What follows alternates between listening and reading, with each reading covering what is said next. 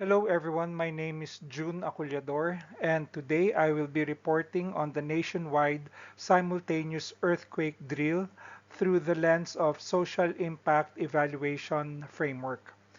The National Simultaneous Earthquake Drill or NSED is a quarterly disaster preparedness program conducted nationwide to strengthen public readiness for earthquakes. Recent official memoranda for 2026 show that the drill is scheduled 4 times a year, specifically on March 12, June 18, September 10, and November 15, 2026. That means your line saying it is always held every second Thursday of the last month of the quarter needs a slight correction because the 2026 dates do not follow the exact pattern. Official sources also show that the drill is led by the Office of Civil Defense or OCD in coordination with agencies under the National Disaster Risk Reduction Management Council. The core social concern addressed by NSED is the high vulnerability of the Philippines to destructive earthquakes. The country is located along the Pacific Ring of Fire and has experienced many destructive earthquakes and tsunami over time.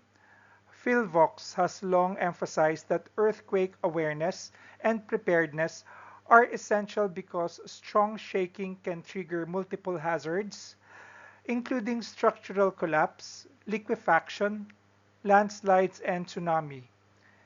In that sense, the social problem is not only the earthquake itself, but also public unpreparedness, weak response coordination, and loss of life that results when people do not know what to do during the first critical seconds of an earthquake. Using the social impact lens, the NSED follows a clear theory of change. If people repeatedly practice earthquake response, institutions rehearse emergency procedures, and agencies coordinate in advance, then casualties, confusion, and response delays can be reduced during a real earthquake. Official descriptions of the drill show that it is not just symbolic. It is designed to improve emergency response, test evacuation systems, strengthen coordination, and build readiness for high magnitude scenarios such as a magnitude 7.2 event along the West Valley Fault. This program gives strong social relevance because it links communication and simulation directly to life-saving behavior. Under Republic Act No. 10121, the Office of Civil Defense has the primary mission of administering the National Civil Defense and Disaster Risk Reduction and Management Program, while the OCD Administrator also serves as the Executive Director of the National Council. At the same time, the DILG serves as the Vice Chair for Disaster Preparedness under the NDRRMC structure, which helps explain why the drill is regularly supported by DILG offices and LGUs.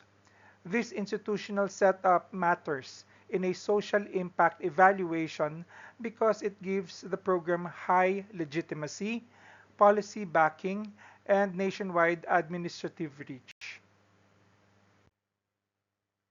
The intended audience is indeed the general Filipino public, but more specifically, the government reaches government agencies, schools, local government units, workplaces, communities, and private institutions.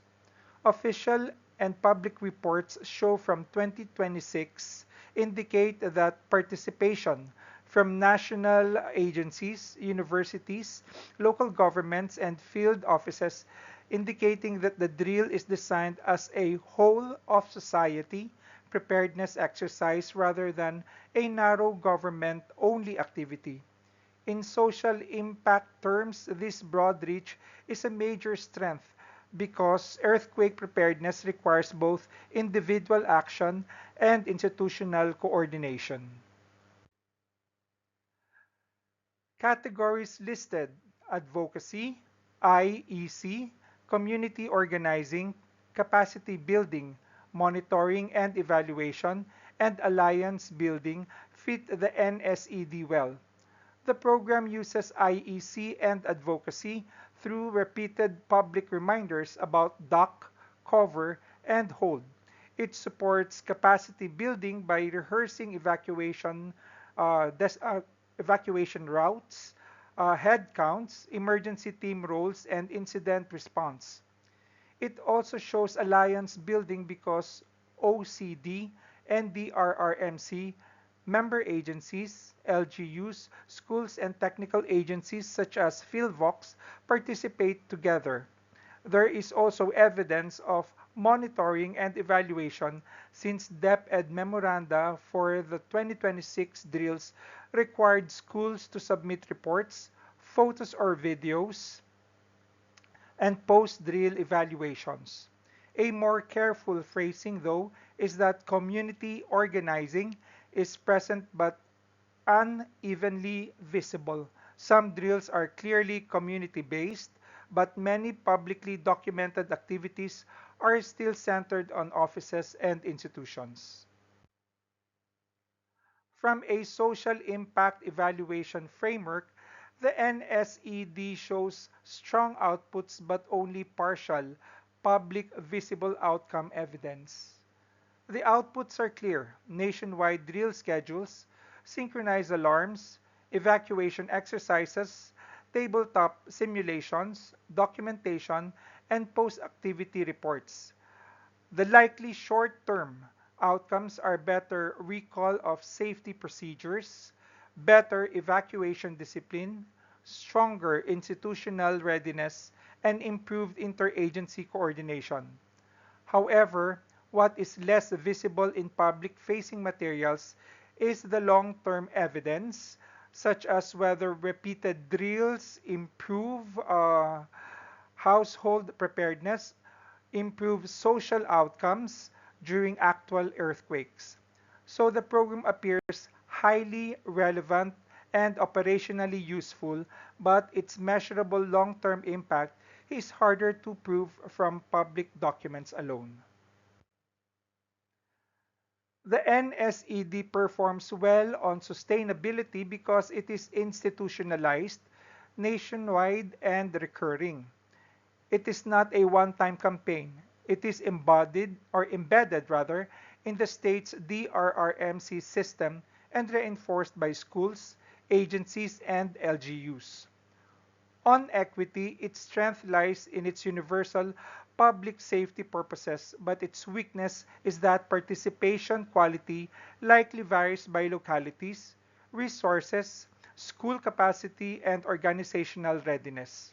In other words, the drill is nationwide in design, but not all communities may benefit equally in practice. A stronger version of the program would make it more visible, includes people with disabilities, remote communities, informal settlements, and populations with limited access to structured evacuation spaces. There is an inference based on the nature of nationwide drills and public materials available. Overall, the nationwide simultaneous earthquake drill can be evaluated as highly relevant and institutionally strong social impact intervention in public disaster preparedness. Its greatest strengths are in its nationwide reach, policy basis, repeated implementation, practical skills training, and strong interagency coordination. Its main limitation is not the absence of social value, but the limited public evidence of long-term impact measurement. Still, as a preparedness program, it clearly contributes to building a culture of safety, readiness, and coordinated action among Filipinos facing a real and recurring national risk.